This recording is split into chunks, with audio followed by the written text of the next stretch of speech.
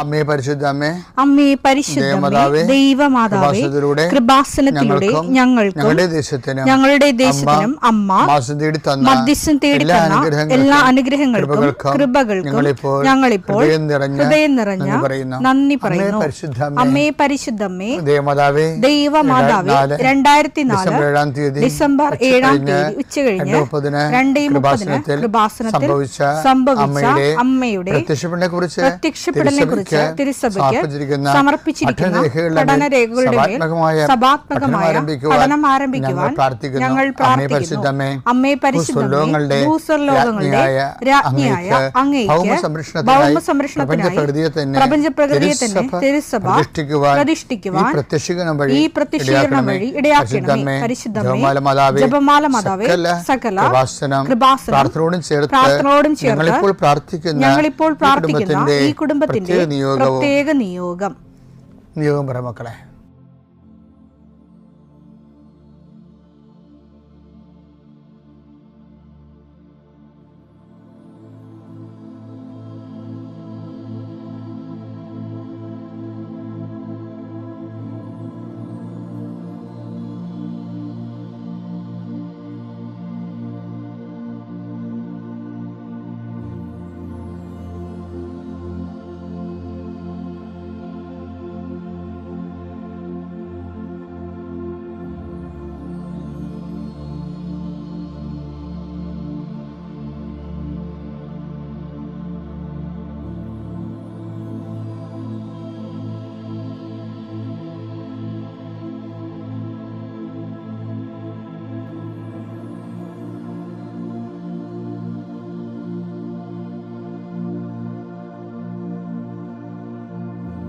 അമ്മയുടെ പ്രത്യക്ഷീകരണത്തിന്റെ ഈ അനുഗ്രഹവേളയിൽ ഞങ്ങൾക്ക് സാധിച്ചു തരുവാൻ കനിയണമേ. ആമേൻ. വിശ്വാസ പ്രമാണം. സർവശക്തനായ പിതാവും ആകാശത്തിന്റെയും ഭൂമിയുടെയും സൃഷ്ടാവുമായ ദൈവത്തിൽ ഞാൻ വിശ്വസിക്കുന്നു. അവിടുത്തെ ഏകപുത്രനും ഞങ്ങളുടെ കർത്താവുമായ ഈശോ മിശിഹായിലും ഞാൻ വിശ്വസിക്കുന്നു. ഈ പുത്രൻ പരിശുദ്ധാത്മാവിനാൽ ഗർഭസ്ഥനായി കന്യകാമറിയത്തിൽ നിന്ന് പിറന്ന് പൊന്തിയോസ് പീലാത്തോസിന്റെ കാലത്ത് പീഡകൾ സഹിച്ച് കുരിശിൽ തറയ്ക്കപ്പെട്ട് മരിച്ച് അടക്കപ്പെട്ട് പാതാളങ്ങളിൽ ഇറങ്ങി മരിച്ചവരുടെ ഇടയിൽ നിന്ന് 3-ാം നാൾ ഉയർത്ത് സ്വർഗത്തിലേക്ക് എഴുന്നള്ളി സർവശക്തിയുള്ള പിതാവായ ദൈവത്തിന്റെ വലതുഭാഗത്തിരിക്കുന്നു. അവിടെ നിന്ന് ജീവിക്കുന്നവരെയും മരിച്ചവരെയും വിധിക്കുവാൻ വരുമെന്നും ഞാൻ വിശ്വസിക്കുന്നു. പരിശുദ്ധാത്മാവിലും ഞാൻ വിശ്വസിക്കുന്നു. വിശുദ്ധ കത്തോലിക്കാ സഭയിലും പുണ്യവാന്മാരുടെ ഐക്യത്തിലും പാപങ്ങളുടെ മോചനത്തിലും ശരീരത്തിന്റെ ഉയർപ്പിലും നിത്യമായ ജീവിതത്തിലും ഞാൻ വിശ്വസിക്കുന്നു. ആമേൻ. സ്വർഗ്ഗസ്ഥനായ ഞങ്ങളുടെ പിതാവേ, അങ്ങയുടെ നാമം പൂജിതമാകണമേ. അങ്ങയുടെ രാജ്യം വരണമേ. അങ്ങയുടെ തിരുമനസ് സ്വർഗത്തിലെ പോലെ ഭൂമിയിലും ആകണമേ. അന്നു വേണ്ടുന്ന ആഹാരം ഇന്ന് ഞങ്ങൾക്ക് തരണമേ. ഞങ്ങളോട് തെറ്റ് ചെയ്യുന്നവരോട് ഞങ്ങൾ ക്ഷമിക്കുന്നത് പോലെ ഞങ്ങളുടെ തെറ്റുകൾ ഞങ്ങളോടും ക്ഷമിക്കണമേ. ഞങ്ങളെ പ്രലോഭനത്തിൽ ഉൾപ്പെടുത്തരുതേ, തിന്മയിൽ ഞങ്ങൾ രക്ഷിക്കണമേ. ആമേൻ. നന്മ നിറഞ്ഞ മറിയമേ സ്വസ്തി. കർത്താവ് അങ്ങയുടെ കൂടെ സ്ത്രീകളിൽ അങ്ങ് അനുഗ്രഹിക്കപ്പെട്ടവളാകുന്നു. അങ്ങയുടെ ഉദരത്തിൻ ഫലമായി ഈശോ അനുഗ്രഹിക്കപ്പെട്ടവനാകുന്നു. പരിശുദ്ധ മറിയമേ തമ്പുരാന്റെ അമ്മേ, പാപികളായ ഞങ്ങൾക്ക് വേണ്ടി ഇപ്പോഴും ഞങ്ങളുടെ മരണസമയത്തും തമ്പുരാനോട് അപേക്ഷിക്കണമേ. ആമേൻ. നിന്റെ ഉന്നതമായ നാമത്തിന് സ്തോത്രം ചെയ്യുന്നു. കർത്താവേ, നിന്റെ വിശുദ്ധ പൗരോഹിത്യത്തെ മഹത്വപ്പെടുത്തണമേ. കർത്താവെ, സഭയിലുള്ള സാന്നിധ്യം ദൃഢമാക്കണമേ. 40 വർഷം ഞാൻ അർപ്പിച്ച കുർബാനയുടെ യോഗ്യതയായി കൃപാസാൽത്താര ജീവനോടെ പ്രത്യക്ഷപ്പെടുന്ന മാതാവിൻ്റെ മാധ്യസ്ഥത്തിൽ ഇന്ന് ഈ പ്രാർത്ഥന കാത്തിരിക്കുന്ന എല്ലാ മക്കളെയും ഞാൻ ആശീർവദിക്കുന്നു. കർത്താവെ, നിന്റെ തിരുമുറിവാർന്ന വലത് കർത്താൻ മക്കളെ സ്പർശിക്കണമേ. അടിപ്പണ്ട പോലെ വൈതാക്കാലം പോലെ ദൈവികമായ ശക്തിയിലേക്ക് ആവശ്യിക്കട്ടെ. എല്ലാ കൊശങ്ങളിലും എല്ലാ പെശുകളിലും ഞരമ്പുകളിലും ഉച്ചിമുതൽ ഉള്ളംകാല് വരെ കർത്താവിൻ്റെ രക്തം പടരട്ടെ. മാരക രോഗങ്ങൾ തീരാവ്യാധികളെ യേശുക്രിസ്തുവിന്റെ നാമത്തിൽ മാറിപ്പോകട്ടെ. കർത്താവെ, അങ്ങയുടെ മക്കൾ ഇന്നെടുക്കുന്ന തീരുമാനങ്ങൾ, അങ്ങയുടെ മക്കൾ ഇന്ന് നടത്തുന്ന യാത്രകൾ, അങ്ങയുടെ മക്കൾ ഇന്ന് കണ്ടുമുട്ടുന്ന വ്യക്തികൾ, അങ്ങയുടെ മക്കൾ ഇന്ന് ഒപ്പിടുന്ന കടലാസുകൾ, രേഖകൾ, കർത്താവെ എല്ലാം നീ അറിയാനും അതുമൂലം ഉണ്ടാകുന്ന എല്ലാവിധ അതും ഈ എന്തിനു വേണ്ടിയാണ് ചെയ്യണത്, ആ വിഷയം ലക്ഷ്യം കാണാൻ വേണ്ടി, അത് എത്രയും സ്പീഡായിട്ട് കാണാൻ വേണ്ടിയും സമയ ചുരുക്കത്തിൻ്റെ അമ്മയെ സഞ്ചാരി മാതാവേ അമ്മ ഇവർക്ക് വേണ്ടി മധ്യസ്ഥം വഹിക്കണേ പ്രാർത്ഥിക്കുന്നു. ഗർഭിണികളായ മക്കൾ, അവിടെ കുഞ്ഞുങ്ങളെ ഓർത്ത് വിഷമിക്കുന്നവരുണ്ട്. ചിലർക്ക് അനക്കമില്ലാത്ത കുഞ്ഞുങ്ങൾ ഉണ്ടാവും, ചിലർക്ക് രോഗങ്ങൾ മാറാത്ത കാരണം ഉറക്കമില്ലാത്തവരുണ്ടാവും. ഈശോയെ പലതരത്തിൽ വേദന അനുഭവിക്കുന്നവരും പൊറുക്കാത്ത വ്രണങ്ങളുള്ളവരും ഉച്ചമുള്ളങ്കാലം ഉണ്ടാകുന്ന രോഗങ്ങളൊക്കെ ഏറ്റെടുക്കണേ പ്രാർത്ഥിക്കുന്നു. ഭാര്യ ഭർത്താക്കന്മാർ പിരിഞ്ഞ് താമസിക്കുന്നവർ, ഒരുമിച്ച് താമസിക്കാൻ ആഗ്രഹിക്കുന്നവർ, കുഞ്ഞുങ്ങളില്ലാത്തവർ കർത്താവിനെ ആശ്രയിക്കും. ഗവൺമെൻറ് സംബന്ധമായ വിഷയങ്ങൾക്ക് പല നടപടിക്രമങ്ങളിലൂടെ കടന്നു പോകുമ്പോൾ ഒത്തിരി കാര്യങ്ങൾ താമസിച്ചു പോകുന്ന കാരണം കിട്ടിയിട്ട് പ്രയോജനമില്ലാത്ത അവസ്ഥയിൽ വിഷമിക്കുന്നവരും കുരുങ്ങിക്കിടക്കുന്നവരും കർത്താവിൻ്റെ നാമത്തിൽ അഴിഞ്ഞു മാറട്ടെ. എൻ്റെ കർത്താവിൻ്റെ ഉന്നതമായ നാമത്തിൽ സഭയുടെ അധികാരത്തിൽ നിൻ്റെ യാത്രകൾ, നിൻ്റെ സംസാരങ്ങൾ, നിൻ്റെ ചെയ്തികൾ, നീ ചെയ്യുന്ന പ്രവർത്തനങ്ങൾ, നീ കണ്ടുമുട്ടുന്ന വ്യക്തികൾ, സഞ്ചരിക്കുന്ന വാഹനങ്ങൾ, നിനക്ക് മനസ്സിൽ വിഷമം ഉണ്ടാക്കുന്ന സാഹചര്യങ്ങൾ എല്ലാം കർത്താവിൻ്റെ നാമത്തിൽ ഞാൻ ആസ്വദിക്കും. Spirit of power and grace. എൻ്റെ പ്രിയപ്പെട്ടവരെ, ഇന്ന് നമ്മൾ വളരെ താഴ്ന്ന ജോലി ചെയ്യുന്ന 2 മനുഷ്യരെ കൊണ്ട് ഒരു രാജ്യത്തിൻ്റെ വലിയ വ്യക്തികളെ മാറ്റുന്നതാണ് നമ്മൾ കാണുന്നത്. അതിലൊന്ന് 2 രാജാക്കന്മാർ 5-ാം അധ്യായത്തിൽ പറയുന്ന ഒരു നാമാനുണ്ട്. നാമാൻ എന്ന് പറയുന്നത് നിങ്ങൾക്കറിയാം, കർത്താവ് റെഫർ ചെയ്ത ഒരു വ്യക്തിയാണ്. അങ്ങനെ സിറിയ രാജാവിൻ്റെ ഒരു സൈന്യാധിപനാണ്. ഇപ്പോൾ ഇസ്രയേലുമായ യുദ്ധത്തിൽ ഈ രണശൂരനായ ഒരു മനുഷ്യൻ ഇസ്രയേലിനെ തോൽപ്പിച്ചു. പട്ടാളക്കാരെന്ത് ചെയ്ത് അവിടുത്തെ ഒരു പെങ്കൊച്ചിനെ പിടിച്ചിട്ട് പോകും. അതുകൊണ്ട് ഈ സൈന്യാധിപൻ്റെ വീട്ടിൽ പരിചാരികയായിട്ട് നിർത്തി. പിന്നെ നമ്മൾ നോക്കുമ്പോൾ ഈ നാമാന് ഇത്രയും വലിയ വീരശൂര പരാക്രമമൊക്കെ കാണിച്ച മനുഷ്യന് കുഷ്ഠരോഗം വന്നു. അപ്പോൾ ഇയാളെ ചുരുങ്ങി കഴിഞ്ഞപ്പോൾ വീടുകളിലൊക്കെ എല്ലാം ഭയങ്കര സങ്കടമായി. രാജകൊട്ടാരത്തിൽ രാജാവിന് സങ്കടം, നാമാൻ്റെ വീട്ടിലും സങ്കടം. അപ്പോഴുണ്ട് ഈ പരിചാരികയായിട്ട് വന്ന ഇസ്രയേലിലെ പെൺകുട്ടി, അവൾ അവിടെ ചെന്നിട്ട് അവളുടെ മതത്തിൽ ചേർന്നില്ല. അതാണ് രസം. ഇപ്പം ഇത്തിരി പൈസയൊന്നുമില്ല. ഇപ്പം നമ്മുടെ ഗൾഫിലൊക്കെ വന്ന് ചില ആൾക്കാരൊക്കെ അറബികളുടെ വീട്ടിൽ അല്ലെങ്കിൽ അതുപോലെയുള്ള പണക്കാരുടെ വീട്ടിലൊക്കെ ചെല്ലുമ്പോൾ ചില ആൾക്കാർക്ക് പ്രാർത്ഥന കുറഞ്ഞു പോകണില്ലേ. ഇവളങ്ങനെയല്ല. അവൾ എപ്പോഴും ഓർത്തേക്കാം നമ്മൾ. കാര്യം നമ്മുടെ സ്വത്തിനേക്കാൾ, മനുഷ്യൻ്റെ സ്വത്തിനേക്കാൾ ബൈബിൾ എന്താ പറയണത്? സ്വത്ത് ഒന്നും കൊണ്ടുപോകണില്ല എന്ന് പറഞ്ഞില്ല. കൊണ്ടുപോകണത് എന്താണ്? നീ വിശ്വസിച്ച ദൈവത്തിന് മാത്രമേ കൊണ്ടുപോകണം. അപ്പം അതുകൊണ്ട് ഇവള് പറഞ്ഞു, യജമാനെ സുഖപ്പെടുത്താൻ വഴിയുണ്ട്. ഞങ്ങളുടെ നാട്ടിൽ സമറിയായാലും ഒരു പ്രവാചകനുമുണ്ട്. നീ അവിടെ ചെന്ന ദൈവനാമത്തിൽ പ്രാർത്ഥിച്ചു യജമാനെ സുഖപ്പെടുമെന്ന് പറയും. അപ്പോൾ അവളുടെ പറച്ചിൽ കേട്ടപ്പോൾ അത് വിശ്വസിക്കുന്നവരെയാണ് പറഞ്ഞിരിക്കുന്നത്. അല്ലെങ്കിൽ ശരിക്കും പറഞ്ഞാൽ ഇവരോട് യുദ്ധത്തിലിരിക്കുകയല്ലേ, യുദ്ധം കഴിഞ്ഞ് ഇസ്രായേൽ തോറ്റിരിക്കുകയാണല്ല. അപ്പോൾ പിന്നെ അവരെ ആശ്രയിക്കാൻ വേണ്ടി ഇവർ പോവുക. പക്ഷെ നാമാന് തോന്നി എന്തോ കാര്യം അതിൻ്റെ അകത്ത് ഉണ്ടെന്ന്. കാര്യം അത് പറഞ്ഞ പറച്ചിലാണ് നാമാൻ വീണിരിക്കണത്. അവളപ്പം നല്ല സ്ട്രോങ് ഫെയ്ത്തുള്ള ആളാണ്. വീട്ടുവേലക്കാരിയാണ് വന്നിട്ട് കാര്യമില്ല. അവർക്കൊക്കെ ഒരു പ്രേക്ഷിത ജോലിയുണ്ട്. ഇക്കാലങ്ങളിൽ എന്തുമാത്രം മനുഷ്യരാണ് രാജ്യവ്യാപകമായ രീതിയിൽ, ലോകവ്യാപകമായ രീതിയിൽ കെയർ സെൻറ്ററിൽ പോണത് ജോലി ചെയ്യാൻ. ഈ കെയർ സെൻറ്ററിൽ പോണവരൊക്കെ ഓർക്കണം, നിങ്ങൾക്ക് നിങ്ങളുടെ വിശ്വാസം പകർന്നു കൊടുക്കാൻ കർത്താവ് നൽകിയ അവസരമാണത്. ഒത്തിരി പേര് അത് ചെയ്യുന്നുണ്ട്. പക്ഷെ എന്നാലും അതിനൊക്കെ ഒരു സുവിശേഷ മൂല്യം ഉണ്ടെന്ന് അറിയാൻ വേണ്ടിയാണിത് പറയണത്. എന്താ വിഷയം എന്ന് വെച്ച് കഴിഞ്ഞാൽ, നാമൻ അങ്ങനെ രാജാവിൻ്റെ കത്തും വാങ്ങിച്ചു. അപ്പോൾ രാജാവ് ആ മനുഷ്യനെ എന്തുമാത്രം സ്നേഹിക്കുന്നു, കത്ത് കൊടുത്ത് വിട്ട്. ഇസ്രായേൽ രാജാവിന് മനസ്സിലായില്ലേ. അയാൾ പറഞ്ഞു, ഇസ്രായേൽ രാജാവിന് കത്ത് കൊടുത്തപ്പോൾ നാമാൻ കൊടുത്തപ്പോൾ പറഞ്ഞു, ഇതെന്ത് എന്നോട് യുദ്ധത്തിന് വരികയാണോ? ഈ സൈന്യാധിപനാണല്ലോ കൊടുത്തിരിക്കണ കത്ത്. അപ്പോൾ എന്തെങ്കിലും ഇഷ്യൂ ഉണ്ടാക്കി കഴുത്ത കയറാൻ വരികയാണെന്നാണ് വിചാരിച്ചത്. അയാൾ വസ്ത്രം വലിച്ചു കയറി ദേഷ്യം കൊണ്ട്. അപ്പോൾ എലീഷ കേട്ടപ്പോൾ, നീ എന്ത് വസ്ത്രം കയറി?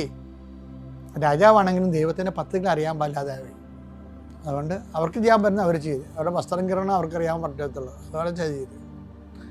എലീഷ പറഞ്ഞ് അവനോട് എൻ്റെ അടുത്ത് വരാൻ പറയാൻ പറഞ്ഞു. വന്നപ്പോൾ എന്ത് പറഞ്ഞ് ജോർദാനിൽ പോയി കുളിക്കാൻ പറഞ്ഞു. അപ്പോൾ അയാൾക്ക് പറഞ്ഞു, എന്താ കാര്യം? ഇവിടെ ഫാർഫാറും ആബോനായും സിറിയയിലെ ഇതെല്ലാം കണ്ണീര് പോലെ കിടക്കണ ജലമാണ്. അവിടെ കുളിക്കണ വരെ ഞാനും ജോർദാനിൽ പോയി കുളിച്ചിട്ടുള്ള ആളാണ്. അപ്പോൾ എനിക്കറിയാം അത് ഇത്തിരി കഠിനമുള്ള വെള്ളമാണ്, ഗാഢമായ വെള്ളമാണ്. വെള്ളക്കുറവുള്ള വെള്ളപ്പറ്റുള്ള കാരണം ഗാഢമായ വെള്ളമാണ്. അന്നും അങ്ങനെയാണ്, ഇന്നും അങ്ങനെയാണ്. ജോർദാനിലെ വെള്ളം കുറഞ്ഞുകൊണ്ടിരിക്കുകയാണ്, സോഴ്സ് കുറവായത് കാരണം. നാമാൻ പറഞ്ഞു, ഇതെന്താണ് മനുഷ്യനെ വിഡ്ഢിയാക്കണം, എനിക്ക് ഫാർഫാർ നദി നല്ലതല്ലേ, അല്ലെ അബോന അവിടെ പോയി കുളിച്ചാൽ മതിയല്ലേ. അപ്പോൾ കുതിരക്കാർ, അവിടെ രസമുണ്ട്. ദൈവം കുതിരക്കാരുടെ സുവിശേഷമാണ് അവരുടെ വിറ്റ്. ഒരു കുതിരക്കാർ ഇവനെ കൗൺസിൽ ചെയ്യും. നാമാന സൈന്യാധിപനാണെന്ന് പറഞ്ഞ കാര്യമില്ല. കർത്താവ് അവരെ കുതിരക്കാരെ വെച്ച് മറിക്കണം കണ്ടിട്ടില്ലേ? കുതിരക്കാരൻ പറയും, യജമാനെ ഇതിനൊക്കെ വലിയ കാര്യമാണ്, ഈ കാര്യത്തിന് ചെയ്യേണ്ടി വന്ന് അങ്ങ് ചെയ്യത്തില്ലായിരുന്നോ, ഇത് നിസ്സാര കാര്യമല്ലേ, ചെയ്താൽ പോരെ. അപ്പോൾ അയാൾക്ക് ബോധം വന്ന ഇവരുടെ കൗൺസിലിംഗ്, കുതിരക്കാരുടെ കൗൺസിലിംഗ് ഭയങ്കര രസമാണ്. വെച്ചാൽ അവരെ പെട്ടെന്ന് പറഞ്ഞ് കാര്യങ്ങൾ ധരിപ്പിച്ചു. അയാൾ പോയി കുളിച്ചു. അയാളുടെ കുഞ്ഞിൻ്റെ ശരീരം ഒരു കുഞ്ഞിൻ്റെ ശരീരം പോലെ അയാൾ മാറിയത്. അപ്പം നമ്മളെന്ത് വിഷയം വെച്ചാൽ എല്ലായിടത്തും വളരെ അഗണ്യരായിട്ടുള്ള മനുഷ്യരെയാണ് ദൈവം വലിയ കാര്യങ്ങളൊക്കെ ഉപയോഗിക്കണം. അപ്പം നിങ്ങൾ പറയുന്നത് ഞങ്ങൾ ചെറിയവരാണ്, ഞങ്ങളുടെ ജോലി ഇതാണ്, ഞങ്ങൾക്ക് ദൈവവേല പറഞ്ഞിട്ടില്ലെന്നല്ല, നിങ്ങൾക്കാണ് കൂടി ദൈവവേല പറഞ്ഞിരിക്കണത്. ഏതവസ്ഥയിലായാലും കർത്താവിൻ്റെ വചനം പ്രഘോഷിക്കണം. അത് സമയം അനുകൂലമാണെങ്കിലും അല്ലെങ്കിലും. 2 തിമോത്തി 4:2 വചനം പ്രസംഗിക്കുക. സാഹചര്യങ്ങൾ അനുകൂലമാണെങ്കിലും അല്ലെങ്കിലും ജാഗരൂകതയോടെ വർത്തിക്കുക. മറ്റുള്ളവരിൽ ബോധ്യം ജനിപ്പിക്കുകയും അവരെ ശാസിക്കുകയും ഉദ്ബോധിപ്പിക്കുകയും ചെയ്യുക. ക്ഷമ കൈവിടാതിരിക്കുകയും പ്രബോധനത്തിൽ ശ്രദ്ധിക്കുകയും ചെയ്യുക. ഇതൊരു ബിഷപ്പിന് കൊടുക്കുന്ന ഉപദേശമാണ്. പക്ഷെ ഇത് സാധാരണ മനുഷ്യരെ കൊണ്ടും ചെയ്യാൻ പറ്റും. അതാണ് അവർ ചെയ്തിരിക്കുന്നത് കാര്യം. ആ ഇസ്രായേലിൻ്റെ പരിചാരികയും നാമാൻ്റെ പരിചാരികയും കുതിരക്കാരനുമാണ് കർത്താവിൻ്റെ പ്രവർത്തനം അവിടെ നടത്താൻ വേണ്ടി ദൈവത്തിൻ്റെ ഉപകരണമായത്. ദൈവവേദലെ നിൻ്റെ അവസ്ഥ ലളിതമാണെങ്കിലും എളിയതാണെങ്കിലും അതിനൊരു ദൈവദൗത്യം ഉണ്ടെന്ന് നീ മറന്നു പോകരുത്. പിതാവിൻ്റെയും പുത്രൻ്റെയും പരിശുദ്ധാത്മാ ജീവനോടെ പ്രത്യക്ഷപ്പെട്ട ഈ അൾത്താരയിൽ സാക്ഷ്യം പറയാൻ എന്നെ അനുവദിച്ച അമ്മയ്ക്കും തിരുക്കുമാരനും കോടാനുകോടി നന്ദി. എൻ്റെ പേര് ബിന്ദു ആർ നായർ. ഞാൻ കൊല്ലം ജില്ലയിലെ പത്തനാപുരം എന്ന സ്ഥലത്ത് നിന്നാണ് വരുന്നത്. ഞാൻ കഴിഞ്ഞ 2025 ഓഗസ്റ്റ് മാസം 10-ാം തീയതിയാണ് ഇവിടെ വന്ന് ഉടമ്പടി എടുക്കുന്നത്. ഉടമ്പടി എടുക്കുന്നതിന് മുമ്പ് തന്നെ ഞാനിവിടെ വന്ന് പ്രാർത്ഥിച്ചിട്ട് പോയിട്ടുണ്ട്. പക്ഷേ ഞാനന്ന് ഉടമ്പടി എടുത്തില്ല. കാരണം ഉടമ്പടി എടുത്ത കുറച്ച് പേരൊക്കെ എന്നോട് പറഞ്ഞു, ഞാനൊരു അധ്യാപികയാണ്, ഗവൺമെൻറ് സ്കൂളിലാണ് വർക്ക് ചെയ്യുന്നത്, government vocational higher secondary school അധ്യാപികയായിട്ട് വർക്ക് ചെയ്യുകയാണ്. അപ്പം അവിടെ കുറച്ച് പേരൊക്കെ ഉടമ്പടി എടുത്തിട്ടുണ്ട്. അതുപോലെ തന്നെ ഞാനൊരു ഹിന്ദുമത വിശ്വാസിയാണ്. അപ്പോൾ ഉടമ്പടിയുടെ നിബന്ധനകളൊന്നും ഒരുപാട് നിബന്ധനകളുണ്ട്, അതൊന്നും കൃത്യമായിട്ട് പാലിക്കാൻ ടീച്ചറിനെ കൊണ്ട് പറ്റില്ല. അതുകൊണ്ട് ഉടമ്പടി എടുക്കണ്ട, പ്രാർത്ഥിച്ചിട്ട് പോയാൽ മതി എന്ന് പറഞ്ഞാണ് ഞാനിവിടെ പ്രാർത്ഥിക്കാൻ വന്നത്. അപ്പം ഹിന്ദുമത വിശ്വാസിയാണെങ്കിൽ പോലും എനിക്ക് മറ്റു മതങ്ങളോടും ഞാൻ ഒരു സമഭാവന പുലർത്തുന്ന ഒരാളാണ്. അപ്പോൾ അതുകൊണ്ട് തന്നെ മാതാവിലും എനിക്ക് നല്ല വിശ്വാസമുണ്ടായിരുന്നു. അപ്പോൾ ഉടമ്പടി ഉപ്പൊക്കെ ഞാൻ വാങ്ങിക്കൊണ്ട് പോയിട്ടുണ്ട് ഉടമ്പടി എടുക്കുന്നതിന് മുമ്പ് തന്നെ. ഉടമ്പടി എടുക്കാനുണ്ടായ ഒരു കാരണം എന്ന് പറയുന്നത്, എൻ്റെ മകന് വേണ്ടിയാണ് ഞാൻ ശരിക്കും ഇവിടെ വന്ന് ഉടമ്പടി എടുത്തത്. പിന്നെ എൻ്റെ മാമിയാണ്, പുള്ളിക്കാരിക്കുണ്ടായ ഒരു സാക്ഷ്യം ഞാനത് കേട്ടു. അപ്പം അതുപോലെ തന്നെ ഞാൻ സാക്ഷ്യങ്ങളൊക്കെ നേരത്തെ തന്നെ ഉടമ്പടി എടുക്കുന്നതിന് മുമ്പേയും കേൾക്കാറുണ്ട്. അപ്പം എൻ്റെ ജീവിതത്തിലും അമ്മയുടെ അനുഗ്രഹം ഉണ്ടാകണമെന്ന് കരുതി ഞാൻ എത്ര ബുദ്ധിമുട്ടിയായാലും ഞാൻ ആ ഉടമ്പടി നിബന്ധനകൾ ഉറച്ചു നിൽക്കുമെന്ന് വിശ്വസിച്ചാണ് എൻ്റെ മാമിയുടെ കൂടെ തന്നെ വന്നാണ് ഞാനിവിടെ ഉടമ്പടി എടുക്കുന്നത്. അന്ന് മുതൽ ഞാൻ അമ്മയുടെ ഉടമ്പടി നിബന്ധനകൾ എന്നെക്കൊണ്ട് പറ്റുന്ന പോലെ നന്നായി പാലിച്ച് ഞാൻ ജീവിച്ചു വരികയാണ്. അപ്പോഴാണ് 2025 ഞാൻ ഓഗസ്റ്റിൽ ഉടമ്പടി എടുത്തു. 2025 സെപ്റ്റംബർ 1-ാം തീയതി ഇവിടെ ഇരിക്കുന്ന ഒരുവിധപ്പെട്ട എല്ലാവർക്കും അറിയാതിരിക്കാം, വളരെ സുപ്രധാനമായ ഒരു സുപ്രീം കോടതി വിധി വന്നു. അതായത് സർവീസിലുള്ള മുഴുവൻ അധ്യാപകരും കേറ്ററ്റ് എക്സാം 2 വർഷത്തിനകം നിർബന്ധമായി പാസ്സാകണം. ഇല്ലെങ്കിൽ 2027 സെപ്റ്റംബർ 1-ാം തീയതി നിർബന്ധമായ വിരമിക്കലിന് വിധേയമാകേണ്ടി വരും എന്നുള്ള ഒരു സുപ്രധാന വിധി സർവീസിലുള്ള 2012 ശേഷം സർവീസിൽ കയറിയ എല്ലാ അധ്യാപകർക്കും കേറ്ററ്റ് നിർബന്ധമാണ്. 2010 മുതൽ മുന്നോട്ടുള്ളവർക്ക്, അതിന് മുകളിൽ കയറിയവർക്ക് കേറ്ററ്റ് എന്ന് പറയുന്ന ഒരു ടെസ്റ്റ്, ക്വാളിഫിക്കേഷൻ ടെസ്റ്റ് ആവശ്യമില്ല. അപ്പം പെട്ടെന്നുണ്ടായ ഒരു വിധി 10-23 വർഷം സർവീസിൽ നിന്ന എല്ലാ അധ്യാപകരെയും അത് 5 വർഷത്തിന് മുകളിലുള്ള എല്ലാവർക്കും നിർബന്ധിതമാക്കി. ഇപ്പോൾ PhD, സെറ്റ്, നെറ്റ് തുടങ്ങിയ ക്വാളിഫിക്കേഷൻസ് ഒക്കെ ഉള്ള ഒരുപാട് പേര് സർവീസിലുണ്ട്. അതൊന്നും പോരാ, കേറ്ററ്റ് തന്നെ നിർബന്ധമാക്കി. അപ്പം നമ്മളൊക്കെ പഠിച്ചിറങ്ങിയിട്ട് തന്നെ 10-25 വർഷത്തിന് മുകളിലായി. സോഷ്യോളജി അതുപോലെയുള്ള വിഷയങ്ങളൊക്കെ നമ്മൾ പഠിക്കുമ്പോൾ നമ്മുടെ തലയിൽ ഒന്നും നിൽക്കുന്നില്ല. എവിടെ ചെന്നാലും കേറ്ററ്റ് ഉണ്ടോ എന്നുള്ള ഒരു ചോദ്യമാണ്. എല്ലാവരും ആശങ്കയിലായി. കാരണം 2 വർഷം കൂടെ സർവീസുള്ളൂ. നമ്മളൊരു സർവീസിൽ കയറുമ്പോൾ നമുക്കറിയാം, നമ്മളൊരുപാട് പ്രതീക്ഷകളോടാണ് കയറുന്നത്. പെട്ടെന്ന് ഒരു ദിവസം നമ്മുടെ സർവീസ് അവസാനിപ്പിക്കണമെന്ന് വിചാരിച്ചാൽ അത് എല്ലാവർക്കും വളരെയധികം ബുദ്ധിമുട്ടുണ്ടായി. OMR പരീക്ഷയാണ്, ഒരുപാട് ക്വസ്റ്റ്യൻസ് ഉണ്ട്, ഒരുപാട് വലിയ പുസ്തകങ്ങളാണ്. അതൊന്നും നമ്മുടെ തലയിലേക്ക് ഓർമ്മ നിൽക്കുന്ന ഒരു പ്രായമൊക്കെ കഴിഞ്ഞു പോയി.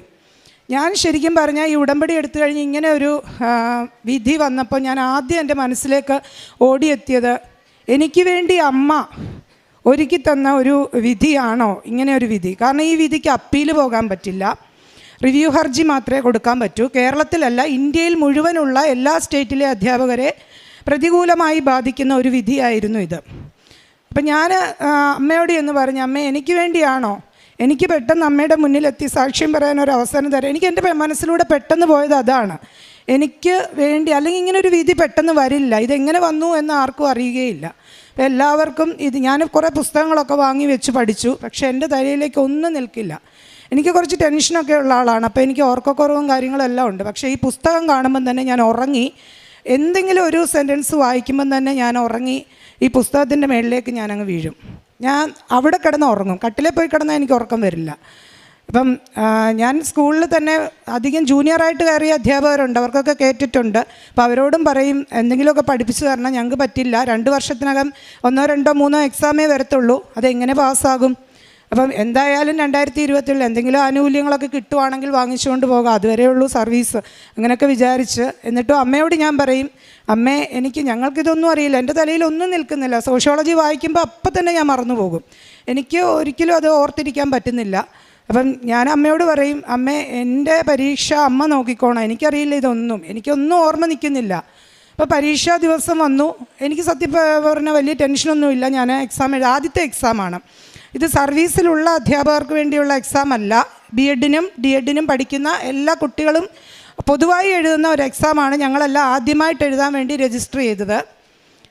അപ്പം പരീക്ഷാ ഹാളിലെത്തി, അവിടെ എല്ലാവരും പഠിക്കുകയാണ്. സർവീസിലുള്ളവരാണ് കൂടുതൽ പേരും ഇരുന്ന് പഠിക്കുന്നു. ഞാൻ പക്ഷേ അമ്മയുടെ പത്രവും അമ്മയുടെ ഒപ്പും എല്ലാം, ഉടമ്പടി കാശുരൂപം എല്ലാമായിട്ടാണ് ഞാൻ എക്സാം ഹാളിലേക്ക് പോയത്. അവിടെ ചെന്നു. ഞാൻ അവിടെ നിന്ന അധ്യാപകർക്കൊക്കെ ഞാൻ അമ്മയുടെ പത്രം കൊടുത്തു. ഞാൻ പരീക്ഷാ ഹാളിലേക്ക് കയറി. ഉപ്പിട്ട് പ്രാർത്ഥിച്ചിട്ടാണ് കയറിയത്. എൻ്റെ പേഴ്സണൽ ഉടമ്പടി കാശുരൂപമുണ്ട്, ബാക്കിയൊന്നും കൊണ്ട് കയറാൻ പറ്റില്ല, പേന ഹാൾ ടിക്കറ്റ് മാത്രമേ പറ്റുള്ളൂ. ഞാനത് വെച്ചു. ക്വസ്റ്റ്യൻ പേപ്പർ കിട്ടി. ഞാൻ അവിടെയും ഉപ്പിട്ട് പ്രാർത്ഥിച്ചു. ഞാൻ എക്സാം എഴുതി. OMR ആണ്. കാറ്റഗറി 1, 2 2 എഴുതി. രാവിലത്തെ എക്സാം എഴുതി, ഉച്ചയ്ക്ക് വീണ്ടും എഴുതി, വൈകുന്നേരം വീട്ടിൽ വന്നു. രാത്രിയിലും പിറ്റേ ദിവസമായിട്ട് കുറേ ഇൻസ്റ്റിറ്റ്യൂഷൻ്റെ ആൻസർ കീ ഒക്കെ വന്നിട്ടുണ്ടായിരുന്നു. അപ്പോൾ അതൊക്കെ നോക്കാനൊരു പേടിയാണ്, എന്നാലും കൂടെ കഷ്ടപ്പെട്ട് കാറ്റഗറി 1ൻ്റെ ആൻസർ കീ നോക്കിയപ്പം ഞങ്ങൾ ജനറൽ കാറ്റഗറിയാണ്, 90 മാർക്ക് വേണം ക്വാളിഫിക്കേഷന്. അപ്പം കാറ്റഗറി 1ന് 90 മുകളിലേക്ക് എത്താൻ സാധിച്ചു. എന്നാലും എനിക്ക് സംശയമാണ്, കാരണം ഇത് ശരിക്കും ഒഫീഷ്യൽ ആൻസർ കീ വന്നാൽ മാത്രമേ നമുക്കിത് കറക്റ്റായിട്ടുള്ള ആൻസർ അറിയാൻ പറ്റുള്ളൂ. കാരണം പരീക്ഷാഭവൻ്റെ സൈറ്റിൽ നിന്നുള്ള ആൻസർ കീ വരണം.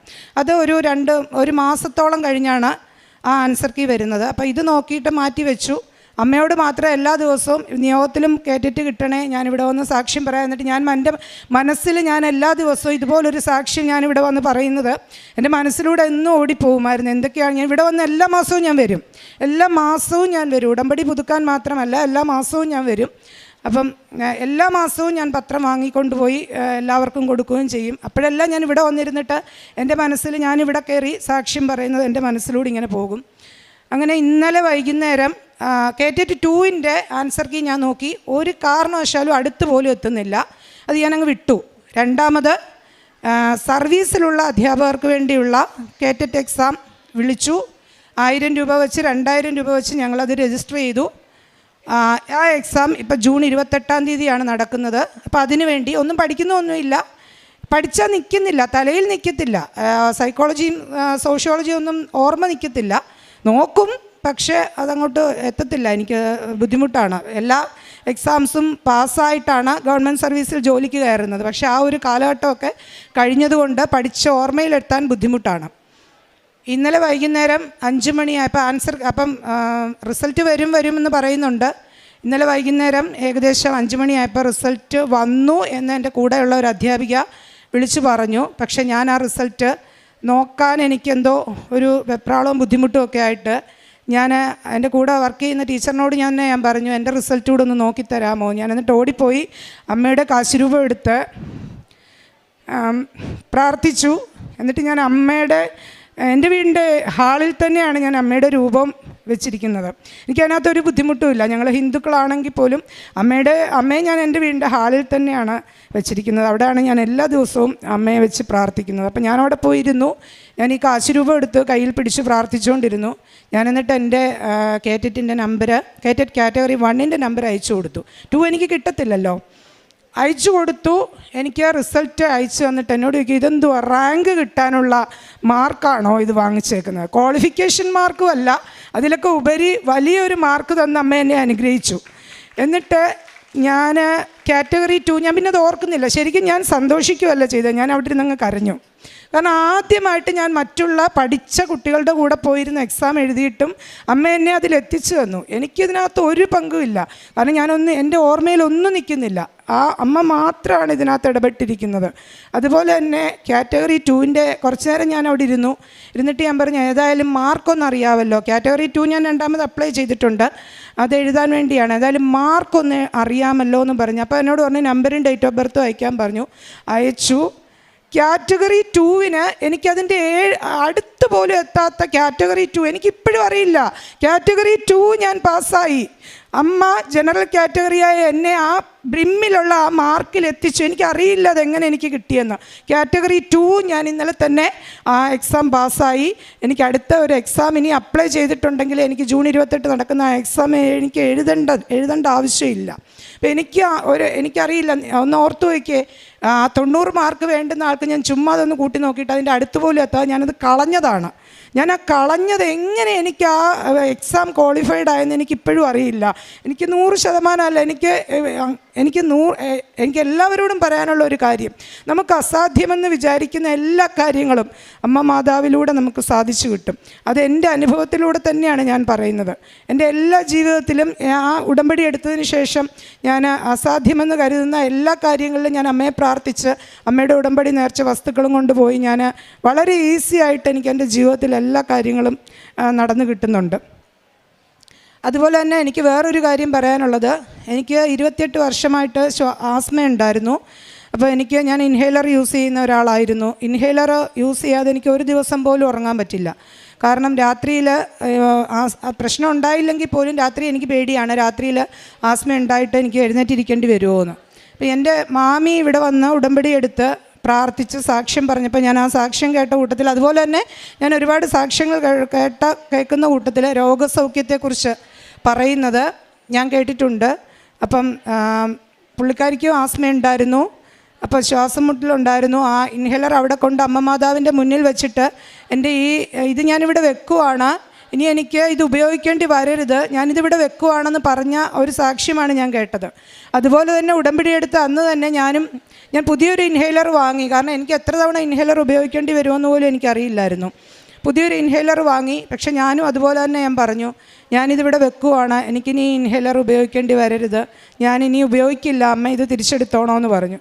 ഈ ഉടമ്പടി എടുത്തതിന് ശേഷം ഇന്ന് വരെ എത്ര പ്രതികൂല കാലാവസ്ഥകളുണ്ടായിട്ടും ഞാൻ ഒരു ദിവസം പോലും ഞാൻ ആ ഇൻഹേലർ പൊട്ടിച്ചിട്ടോ ഉപയോഗിച്ചിട്ടോ ഇല്ല.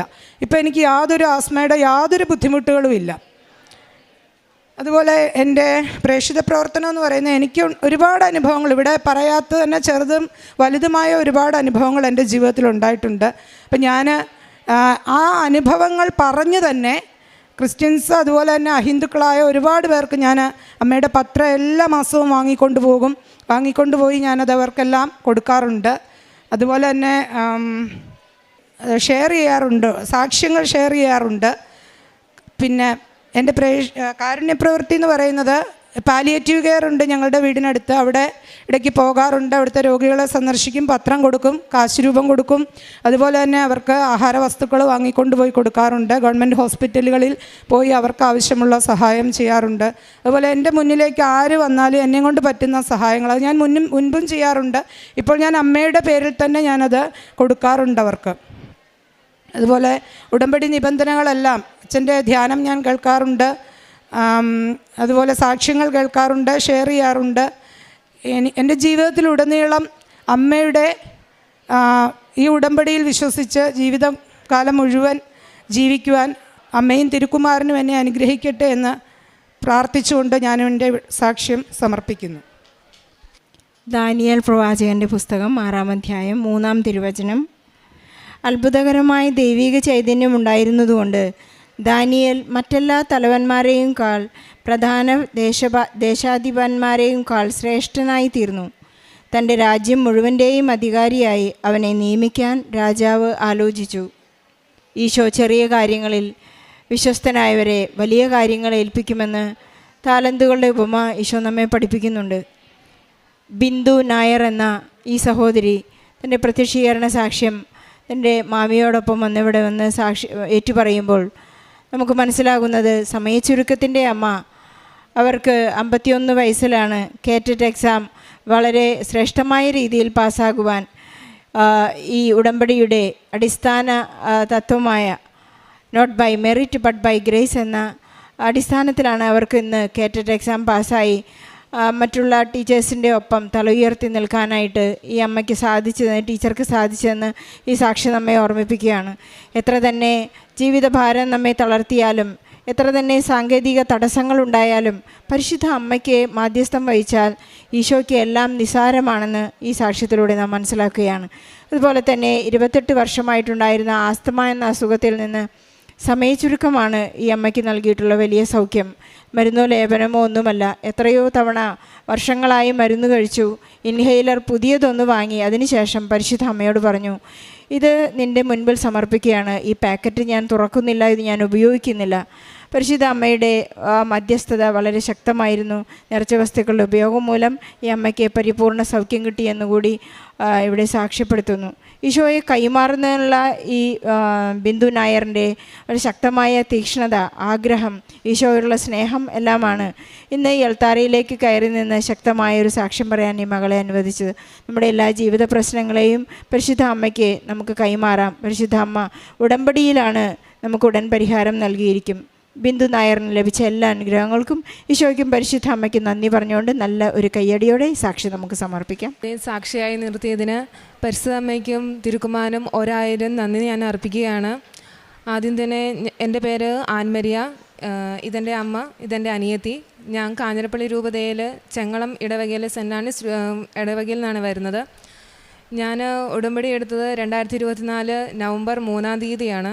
ഉടമ്പടി എടുക്കാനുണ്ടായ കാരണം എനിക്ക് സപ്ലി ഉണ്ടായിരുന്നു എക്സാമിന്. ഞാനൊരു BSc നേഴ്സിംഗ് വിദ്യാർത്ഥിനിയാണ്, പാസ് ഔട്ടായി, മംഗലാപുരത്താണ് പഠിച്ചത്. അപ്പോൾ എൻ്റെ അമ്മ നേരത്തെ ഉടമ്പടി എടുത്തിട്ടുണ്ടായിരുന്നു, അതുപോലെ തന്നെ എൻ്റെ ഫ്രണ്ട് ഉടമ്പടി എടുത്തിട്ടുണ്ടായിരുന്നു. അപ്പോൾ എൻ്റെ സെക്കൻഡ് ഇയർ സമയത്താണ് അമ്മയ്ക്ക്, ഞാൻ എക്സാം എഴുതി കഴിഞ്ഞിട്ടാണ് അമ്മയ്ക്ക് സ്വപ്നത്തിൽ ഒരു ദർശനം ഉണ്ടാകുന്നത്, ഒരു ഗ്രാജുവേഷൻ സെറമണി. പക്ഷേ അവരുടെ ആരുടെയും മുഖം വ്യക്തമല്ലായിരുന്നു. അതുപോലെ തന്നെ 3 പ്രാവശ്യം സപ്ലി ദുരന്തം എന്ന് 3 പ്രാവശ്യം അമ്മയ്ക്ക് സ്വപ്നത്തിൽ ഇങ്ങനെ സ്വരം ഉണ്ടായി. അതുപോലെ തന്നെ ഉടമ്പടി പുതുക്കുക എന്നും സ്വരം ഉണ്ടായി. അമ്മ ഉടമ്പടി പുതുക്കി. ഞാൻ സെക്കൻഡ് ഇയറിൻ്റെ സപ്ലി വീണ്ടും എഴുതി. അതിൽ എനിക്കൊരു പ്രാക്ടിക്കൽ ഉണ്ടായിരുന്നു. പ്രാക്ടിക്കൽ എനിക്ക് ഭയങ്കര പാടാണ്, കാരണം ഏത് ഹോസ്പിറ്റലാണെന്ന്, അതുപോലെ തന്നെ നമുക്ക് കിട്ടുന്ന പേഷ്യൻ്റ് ഏതാണോ, അതുപോലെ തന്നെ അവർ നമ്മളോട് കോർപ്പറേറ്റ് ചെയ്യുന്നുണ്ടോ അല്ലെങ്കിൽ അവരുടെ അസുഖം എന്താണെന്ന് നമുക്ക് കണ്ടുപിടിക്കാൻ പറ്റത്തില്ലായിരുന്നു. അത് ഭയങ്കര ടെൻഷനായിരുന്നു എനിക്ക്. അതുപോലെ തന്നെ വരുന്ന ഇൻറ്റേർണലും എക്സ്റ്റേണലും എങ്ങനെ ആയിരിക്കുന്നു പോലും എനിക്ക് അറിയത്തില്ലായിരുന്നു. അപ്പം അതിൻ്റെ റിസൾട്ട്, എക്സാം ഞാൻ എഴുതി, അതിൻ്റെ റിസൾട്ട് വന്നു. എനിക്കത് 2 മാർക്കിന് വീണ്ടും ഫെയിലായി. അപ്പോൾ അമ്മ എന്നോട് പറഞ്ഞു, നീ ഉടമ്പടി എടുക്ക്, അമ്മ നിന്നെ സഹായിക്കുമെന്ന് പറഞ്ഞു. പക്ഷേ ഞാൻ പറഞ്ഞു, അമ്മ എനിക്കിപ്പോൾ ഉടമ്പടി എടുക്കാൻ പറ്റത്തില്ല, കാരണം എനിക്ക് അരമണിക്കൂർ എനിക്ക് ഫോൺ ഉണ്ടായിരുന്നുള്ളൂ. ആ അരമണിക്കൂർ കൊണ്ട് ഞാൻ വീട്ടിൽ വിളിക്കണം, എനിക്ക് ധ്യാനം കൂടാനോ അല്ലെങ്കിൽ സാക്ഷ്യം കേൾക്കാനോ അല്ലെങ്കിൽ ഡെയിലി ബ്രെഡ് കൂടാനോ ഉള്ള സമയം എനിക്കില്ലായിരുന്നു. അതുപോലെ തന്നെ പള്ളിയിൽ പോകാനോ എന്നും പള്ളിയിൽ പോകാനൊന്നും ഞങ്ങൾക്ക് അവിടെ പറ്റത്തില്ലായിരുന്നു. അപ്പം പത്രം കൊടുക്കാനോ അങ്ങനെയൊന്നും പറ്റത്തില്ലായിരുന്നു. അപ്പം ഉടമ്പടി എടുത്ത് കഴിഞ്ഞിട്ട് അത് ഫെയിലായി പോയി കഴിഞ്ഞാൽ എന്ന് പറഞ്ഞുകൊണ്ട് ഞാൻ ഉടമ്പടി എടുത്തില്ല. അത് കഴിഞ്ഞ് 4 മാസത്തിന് ശേഷമാണ് ഞാൻ നവംബറിലാണ് ഞാൻ ഉടമ്പടി എടുക്കുന്നത്. അത് കഴിഞ്ഞ് എനിക്ക് എക്സാം വന്നു. എക്സാം വന്നപ്പോഴും ആ സമയത്ത് എനിക്ക് തേർഡ് ഇയറിൻ്റെ ക്ലാസ് നടന്നുകൊണ്ടിരിക്കുകയാണ്. തേർഡ് ഇയറിൻ്റെ ക്ലാസ് മിസ്സാവുന്നുണ്ട്, അതുപോലെ തന്നെ പോസ്റ്റിംഗ് മിസ്സാവുന്നുണ്ട്, റെക്കോർഡ് അസൈൻമെൻറ്റ്സ് എല്ലാം എഴുതാനുണ്ട്. അതെല്ലാം എപ്പോൾ കംപ്ലീറ്റ് ആക്കുമെന്ന് എനിക്ക് ഭയങ്കര പേടിയായിരുന്നു. കാരണം ഒത്തിരി ഉണ്ട്, നേഴ്സിംഗ് പഠിച്ചവർക്കറിയാം എന്തേരം എഴുതാനുണ്ട് പഠിക്കാനുണ്ടെന്നുള്ളതെല്ലാം. ഞാനതെല്ലാം ഒരു സൈഡിലോട്ട് മാറ്റി വെച്ച് ഞാൻ പഠിക്കാൻ തുടങ്ങിയപ്പോഴും എൻ്റെ ഫ്രണ്ട്സ് എന്നെ നല്ലപോലെ സപ്പോർട്ട് ചെയ്തു. അത് എങ്ങനെയാണ് പഠിക്കേണ്ടതെന്നും അതുപോലെ തന്നെ ഏതൊക്കെ ഫോക്കസ് ചെയ്യണമെന്ന് എന്നോട് പറഞ്ഞു തന്നു. അതുപോലെ തന്നെ ഞാൻ കൂടുതൽ പ്രാർത്ഥിച്ചൊരുങ്ങിയാണ് ഞാൻ പഠിക്കാൻ തുടങ്ങിയതും. ഓരോ സബ്ജക്റ്റ് എടുക്കുമ്പോഴും വിശുദ്ധ തൈലം ഞാൻ പൂശുകയും അതുപോലെ തന്നെ വിശ്വാസപ്രമാണം ചൊല്ലിയാണ് ഞാൻ പഠിക്കാൻ തുടങ്ങിയത് തന്നെ. അതെല്ലാം കഴിഞ്ഞ് എനിക്ക് ഡേറ്റ് വന്നപ്പോൾ എനിക്ക് ആപ്ലിക്കേഷൻ ഫോം കിട്ടിയപ്പോഴും ഞാൻ അതെല്ലാം വെച്ചായിരുന്നു രാവിലെ പ്രത്യക്ഷീകരണ പ്രാർത്ഥനയും അതുപോലെ തന്നെ സന്ധ്യാപ്രാർത്ഥനയും ഉടമ്പടി പ്രാർത്ഥനയെല്ലാം ഞാൻ ചൊല്ലിക്കൊണ്ടിരുന്നത്. ഞാൻ എക്സാം എഴുതി. ആ എക്സാമിൽ എനിക്ക് തേർഡ് ഇയറിൽ വീണ്ടും എനിക്ക് 2 പ്രാക്ടിക്കലുണ്ട്. ആ 2 പ്രാക്ടിക്കൽ എനിക്ക് 2 മാർക്ക് വീതം 6 മാർക്ക് വീതം ഞാൻ വീണ്ടും ഫെയിലായി. അപ്പോൾ എൻ്റെ മനസ്സ് വീണ്ടും തകർന്ന്. പക്ഷേ എൻ്റെ മനസ്സ് വീണ്ടും എന്നോട് പറഞ്ഞു, നിൻ്റെ കൂടെ ഏറ്റവും വലിയൊരു ശക്തി നിൻ്റെ കൂടെ ഉള്ളിടത്തോളം കാലം നീ പേടിക്കുന്നു, നീ ഉൾവളിയുന്നു എന്ന് എന്നോട് ചോദിച്ചു. ഞാൻ വീണ്ടും പിന്നെ പ്രാർത്ഥിക്കാൻ തുടങ്ങി. എൻ്റെ പ്രാർത്ഥന വീണ്ടും മുന്നോട്ട് കൊണ്ടുപോകാൻ വേണ്ടി തന്നെയായിരുന്നു മാതാവ് എന്നെ ഓരോ സ്ഥലങ്ങളിൽ എന്നെ ഡൗൺ ആക്കിയത്. ഞാൻ കൂടുതൽ പ്രാർത്ഥനയെ മുറുകെ പിടിച്ചു. തേർഡ് ഇയറിൽ ആ എക്സാമിൻ്റെ സമയം വന്നു. എല്ലാവരും എനിക്ക് വേണ്ടി പ്രാർത്ഥിക്കാൻ തുടങ്ങി. അതുപോലെ തന്നെ എൻ്റെ കൂടെ ഉണ്ടായിരുന്ന സപ്ലിക്കാർ എല്ലാവരെയും എൻ്റെ പ്രാർത്ഥന ഞാൻ അവരെല്ലാവരെയും ഓർക്കുന്നുണ്ടായിരുന്നു, അവർക്ക് വേണ്ടി പ്രാർത്ഥിക്കുന്നുണ്ടായിരുന്നു. അത് കഴിഞ്ഞ് എൻ്റെ ബാച്ചിൽ 60 പേരുണ്ടായിരുന്നു. 57 പേര് ഞങ്ങൾ പാസ് ഔട്ടായി ഇപ്പം. അപ്പം എൻ്റെ കൂടെ സപ്ലിക്ക് എക്സാം എഴുതാൻ വരുന്നവർക്ക് ഞാൻ എൻ്റെ കയ്യിലുള്ള തൈലം ഞാൻ അവരുടെ നെറ്റിയിൽ കുരിശ് വരച്ച് ഞങ്ങളെല്ലാവരും കൂടി വിശ്വാസപ്രമാണം ചൊല്ലിയാണ് ഞങ്ങൾ എക്സാം ഹോളിൽ കയറിയതും. അതുപോലെ തന്നെ എൻ്റെ നെറ്റിയിലുള്ള തൈലം എനിക്ക് ആൻസർ ഷീറ്റ് കിട്ടുമ്പോൾ തന്നെ ഞാൻ കുരിശ് വരച്ച് ഞാൻ വിശ്വാസപ്രമാണം ചൊല്ലി. അതുപോലെ തന്നെ ക്വസ്റ്റ്യൻ പേപ്പർ കിട്ടുമ്പോഴാണ് ഞാൻ ഓരോ ക്വസ്റ്റ്യൻ ഞാൻ എൻ്റെ കാശുരൂപം സമർപ്പിച്ചായിരുന്നു ഞാൻ എക്സാം എഴുതിയതുമെല്ലാം. അതുപോലെ തന്നെ ഞാൻ ഉപ്പ് പേനയുടെ ക്യാപ്പിലാണ് നമുക്ക് ഇട്ടുകൊണ്ട് പോയത്, വേറെ എവിടെയും കൊണ്ടുപോകാൻ നമുക്ക് പറ്റത്തില്ലായിരുന്നു. അങ്ങനെ എടുത്ത് ഓരോ ആൻസർ ഷീറ്റിലും ഓരോ തരിയായിരുന്നു ഞാൻ ഇട്ടിരുന്നതും. അതുപോലെ തന്നെ വിശ്വാസപ്രമാണം ചൊല്ലിയാണ് എനിക്ക് എത്ര എക്സാം സമയം കിട്ടിയില്ല എങ്കിൽ പോലും ഞാൻ പ്രാർത്ഥിച്ചിട്ടായിരുന്നു ഞാൻ പേപ്പർ കൊടുത്തുകൊണ്ടിരുന്നത്. അതെല്ലാം കഴിഞ്ഞു എൻ്റെ സപ്ലിയുടെ റിസൾട്ട് വന്നു. ആ 2 സബ്ജക്റ്റും പ്രാക്ടിക്കൽ 2 സബ്ജക്റ്റ് എനിക്ക് ക്ലിയറായി. അതുപോലെ തന്നെ ഫോർത്ത് ഇയറിൻ്റെ എക്സാം ആണെങ്കിലും ഞാൻ കൂടുതൽ എഫേർട്ട് ഞാൻ എടുത്തില്ല, കാരണം എനിക്ക് ഭയങ്കര ബുദ്ധിമുട്ടുകളും എല്ലാം എനിക്ക് വരാൻ തുടങ്ങി. എനിക്ക് ഫോക്കസ് ചെയ്യാൻ പറ്റുന്നില്ല. പക്ഷെ ഞാൻ പ്രാർത്ഥിച്ചുകൊണ്ട് തന്നെയായിരുന്നു എന്നെ പ്രാർത്ഥനയിൽ എന്നെ വിടുവിക്കരുത് എന്ന്. ഞാൻ ആ ഉടമ്പടി എടുത്തപ്പോഴും ഞാൻ അമ്മയോട് പറഞ്ഞത് എനിക്ക് പ്രാർത്ഥിക്കാൻ കുറേ സമയം വേണമെന്നായിരുന്നു. ഫസ്റ്റ് ഇയർ +2 വരെ എനിക്ക് യാതൊരു കുഴപ്പങ്ങളും ഇല്ലായിരുന്നു. സന്ധ്യാപ്രാർത്ഥന മുടങ്ങാതെ ചൊല്ലുമായിരുന്നു, കൊന്ത ചൊല്ലുമായിരുന്നു, അതിനൊന്നും യാതൊരു കുഴപ്പമില്ല. പക്ഷേ ഫസ്റ്റ് ഇയറിൽ കയറിയപ്പോൾ മുതൽ എനിക്ക് കൊന്ത ചൊല്ലാൻ എനിക്ക് ഓരോ തടസ്സങ്ങളായി, ഓരോ ദിവസം ഡിലേ ആവാൻ തുടങ്ങി. അത് കഴിഞ്ഞ് പിന്നെ അത് മുടക്കമായി, പിന്നെ അത് ചെല്ലുന്നില്ലെന്നായി. പിന്നെ സെക്കൻഡ് ഇയറിലാണ് ഞാൻ ഉടമ്പടി എടുത്ത ശേഷമാണ് എനിക്ക് സന്ധ്യാപ്രാർത്ഥന കൂടുതൽ ഇൻവോൾവ് ആവാനും അതുപോലെ തന്നെ എൻ്റെ റൂമിലുള്ള റൂംമേറ്റ്സ് അത് ജപമാല ചൊല്ലി ഞങ്ങളുടെ കൂടെ എല്ലാവരുടെയും കൂടി ഇരുന്ന് പ്രാർത്ഥിക്കാനൊക്കെ തുടങ്ങിയത്. അത് കഴിഞ്ഞ് വേറെ റൂമിലെ ഫ്രണ്ട്സും എല്ലാവരും വന്നു. ഞങ്ങൾ ഉടമ്പടി എടുത്ത് കഴിഞ്ഞപ്പോൾ ഞങ്ങളുടെ കൂടെ വന്ന് രാവിലെ ഞാൻ പ്രാർത്ഥിക്കാൻ നേരത്ത് എന്നോട് പറയും, രാവിലെ വന്ന് ഞങ്ങളെയും കൂടെ വിളിക്കണേ, ഞങ്ങളെയും കൂടെ പ്രാർത്ഥിക്കുക, ഞങ്ങളെയും കൂടെ കൂട്ടണേ എന്ന് പറഞ്ഞ് ഞാൻ എല്ലാവരെയും വിളിച്ചാണ് ഞാൻ രാവിലെ പ്രതിഷ്ഠാന പ്രാർത്ഥന ചൊല്ലിയതും അതുപോലെ ഞങ്ങൾ സന്ധ്യാപ്രാർത്ഥന ചൊല്ലിയതും ഉടമ്പടി പ്രാർത്ഥന ചൊല്ലിയതും. അത് കഴിഞ്ഞ് എനിക്ക് ഫോർത്ത് ഇയറിൻ്റെ എക്സാം കഴിഞ്ഞു. 2 പ്രാക്ടിക്കലും അതിനും ഉണ്ടായിരുന്നു. എല്ലാം കഴിഞ്ഞു. ഞാൻ വീട്ടിൽ വന്നു. അപ്പോഴും എനിക്ക് ഫോർത്ത് ഇയറിൻ്റെ എക്സാം എനിക്ക് വലിയ പാടായിരുന്നു, പക്ഷേ എന്നാലും കുഴപ്പമില്ലായിരുന്നു. ഞാൻ നേരത്തെ ദിവസങ്ങൾ ഉപയോഗിച്ചുകൊണ്ട് എനിക്ക് അത്രയും ഒരു ധൈര്യം ഉണ്ടായിരുന്നു. എല്ലാം കഴിഞ്ഞു. ഞങ്ങൾക്ക് മാർച്ചിലാണ് എൻ്റെ റിസൾട്ട് വന്നത്. ഞാൻ മാർച്ചിലെ പത്രം ഞാൻ ബസ് സ്റ്റാൻഡുകളിൽ എൻ്റെ വീടിൻ്റെ അടുത്തുള്ള ബസ് സ്റ്റാൻഡുകളിലും അതുപോലെ തന്നെ ഓട്ടോ സ്റ്റാൻഡുകളിലും അതുപോലെ തന്നെ പള്ളികളിലുമായിരുന്നു ഞാൻ കൊടുത്തുകൊണ്ടിരുന്നത്. അപ്പം ഞാനന്ന് പോയപ്പോൾ ഞാൻ പോകുമ്പം ഫോൺ എടുക്കുന്നതാണ്. അന്ന് ഞാൻ ഫോൺ എടുത്തില്ല. തിരിച്ചു വന്നത് വൈകുന്നേരമാണ്. അപ്പോൾ എൻ്റെ ഫ്രണ്ട് വിളിച്ചു, നീ റിസൾട്ട് നോക്കിയോ എന്നോട് ചോദിച്ചു. ഞാൻ പറഞ്ഞു ഇല്ല, ഞാൻ അറിഞ്ഞിട്ടില്ല റിസൾട്ട് വന്ന കാര്യം, വന്ന് വരുന്നെന്നോ കാര്യമൊന്നും അറിഞ്ഞിട്ടില്ലായിരുന്നു. ഞാൻ നോക്കി, ആദ്യം സൈറ്റ് ഓപ്പൺ ആവുന്നില്ല. അത് കഴിഞ്ഞ് പിന്നെ ഞാൻ വീണ്ടും ബാക്ക് അടിച്ച് വീണ്ടും സൈറ്റിൽ കയറി കഴിഞ്ഞപ്പം ഞാൻ ആ മാർക്കൊന്നുമല്ല ഞാൻ നോക്കിയത്, ഞാൻ പാസ്സായോ ഇല്ലയോ, ഒരു പച്ച കളർ കണ്ടോ ഇല്ലയോ എന്ന് മാത്രമായിരുന്നു ഞാൻ നോക്കിയത്. മാതാവ് എന്നെ ഫസ്റ്റ് ക്ലാസ്സോടെ എന്നെ പാസ്സാക്കി. അതുപോലെ തന്നെ എൻ്റെ റൂമിൽ 4 പേരുണ്ട്, ഞങ്ങൾ 4 പേരാണ്, ഒരാളെ ഡിസ്റ്റിങ്ഷനോടെ, ബാക്കി ഞങ്ങളെ 3 പേരെയും ഫസ്റ്റ് ക്ലാസ്സോടെ മാതാവ് ഞങ്ങളെ ഉയർത്തിയത്. അപ്പോൾ ഞങ്ങൾ എക്സാമിന് പോകുമ്പോഴും ഞങ്ങൾക്ക് ഉച്ച കഴിഞ്ഞിട്ടായിരുന്നു എക്സാം. അപ്പം രാവിലെ ഞങ്ങൾ ഇറങ്ങുമ്പം ഞാനാണ് രാവിലെ പ്രതീക്ഷീകരണ പ്രാർത്ഥന ചെല്ലുന്നത്. അപ്പം അത് കഴിഞ്ഞിട്ട് എല്ലാവർക്കും, എൻ്റെ റൂമിലുള്ള എല്ലാവർക്കും, അതുപോലെ തന്നെ വേറൊരു റൂമിലുള്ള കുട്ടികൾക്കും അവരുടെ ആപ്ലിക്കേഷൻ ഫോം വെച്ച് പ്രാർത്ഥിക്കുകയും അതുപോലെ തന്നെ കുരിശ് വരച്ച് തൈലം വെച്ച് കുരിശ് വരച്ച് കൊടുക്കുകയും എല്ലാം ചെയ്തിരുന്നു. എക്സാം ഹാളിൽ കയറുന്നതിന് 10 മിനിറ്റ് മുന്നേ ഞങ്ങൾ പുസ്തകം അടിച്ചു വെക്കും, ഞങ്ങൾ പ്രാർത്ഥിക്കും, പ്രതീക്ഷീകരണ പ്രാർത്ഥന ചെല്ലും, വിശ്വാസപ്രമാണം ചെല്ലും, അതുപോലെ തന്നെ ഉപ്പും തേനും ഞങ്ങൾ കഴിക്കും. അതുപോലെ തന്നെ തൈലം അങ്ങോട്ടും ഇങ്ങോട്ടും കുരിശ് വരച്ച് കൊടുക്കുകയും എല്ലാവർക്കും ഓൾ ദ ബെസ്റ്റ് കൊടുക്കുകയും എല്ലാവരും നന്നായിട്ട് എഴുതണമെന്ന് പറഞ്ഞുമാണ് ഞങ്ങൾ വിഷ് ചെയ്താണ് ഞങ്ങൾ കയറിയതും. അതുപോലെ തന്നെ ഇറങ്ങുമ്പോഴും ഞാൻ പറഞ്ഞിട്ടുണ്ടിരുന്ന, മാതാവേ ഇനി ഈ സബ്ജക്റ്റ് ഒരു കോളേജിലും എന്നെ എഴുതിക്കാൻ എന്നെ അനുവദിക്കരുത് എന്ന് മാത്രമായിരുന്നു ഞാൻ പറഞ്ഞതും. അതുപോലെ തന്നെ ഞാൻ പറഞ്ഞ ഒരു കാര്യവും, ഞാൻ ഏത് ബാച്ചിൻ്റെ കൂടെയാണോ ലാംലൈറ്റിങ്ങിന് കയറിയത് ആ ബാച്ചിൻ്റെ കൂടെ തന്നെ എന്നെ പാസ് ഔട്ട് ആക്കണം എന്ന് തന്നെയായിരുന്നു ഞാൻ പ്രാർത്ഥിച്ചുകൊണ്ടിരുന്നത്. മാതാവ് അതെനിക്ക് തന്നു.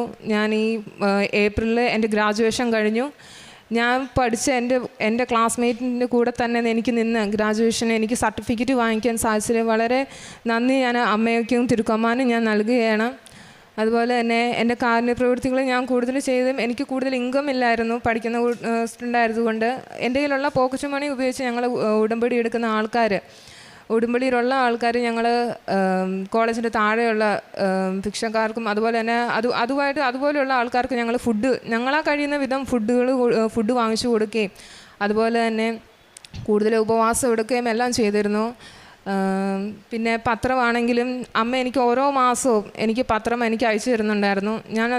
ഞാൻ തൈലം കുരിശ് വരച്ച് ഞാനത് എല്ലാവർക്കും, എൻ്റെ ക്ലാസ്സിലുള്ള എല്ലാവർക്കും, അതുപോലെ തന്നെ ജൂനിയേഴ്സിനും, അതുപോലെ തന്നെ അവിടുത്തെ പള്ളിയിലുമായിരുന്നു ഞാൻ കൊടുത്തുകൊണ്ടിരുന്നത്. ഞാൻ ഏറ്റവും കൂടുതൽ കൊടുത്തിട്ടുള്ളതും പത്രം തന്നെയാണ്, വേറെ ഒന്നും ഞാൻ ചെയ്തിട്ടില്ല. ഞാൻ ഏറ്റവും കൂടുതൽ അമ്മയുടെ പ്രത്യക്ഷീണത്തിന് സാക്ഷിയാക്കി എന്നെ ഉയർത്തണമേ. അതുപോലെ തന്നെ ഞാൻ ഈ കൊടുക്കുന്ന പത്രം ആർക്കൊക്കെ കിട്ടുന്നുവോ അവരെല്ലാവരും അമ്മയുടെ പ്രത്യക്ഷീണത്തിന് സാക്ഷിയാക്കി ഈ ആൾക്കാരിൽ സാക്ഷ്യം പറയണമെന്ന് കൂടിയാണ് ഞാൻ പ്രാർത്ഥിച്ച് എല്ലാവർക്കും ഞാൻ കൊടുത്തുകൊണ്ടിരുന്നത്.